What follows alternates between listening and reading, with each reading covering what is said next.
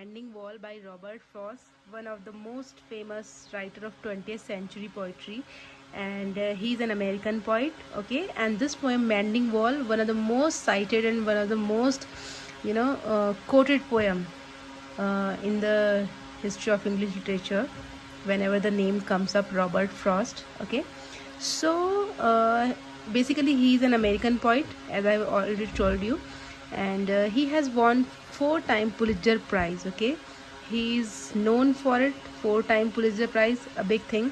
Okay, and this poem Mending Wall, it was in the second collection of his poetry known as North of Boston, which was published in 1914. So these are tidbits of detail about him, which you can write anytime whenever you are writing an answer. Alright, so now I'll explain the whole poem. So before I start this poem, I would like to give a brief gist of the poem. What does this poem contain?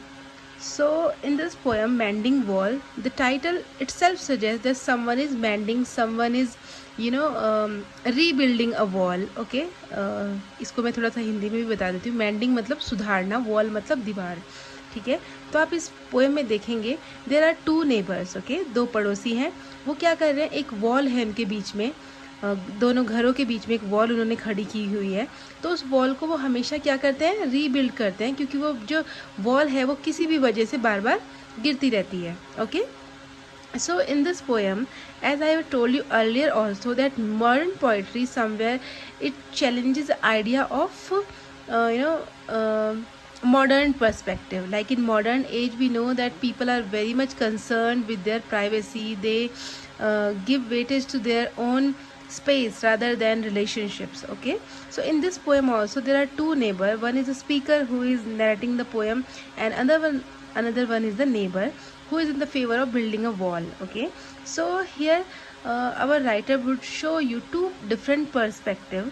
One is in the favor of building a wall, another one thinks that why he want to build a wall when there is nothing to be stolen from each other, है ना.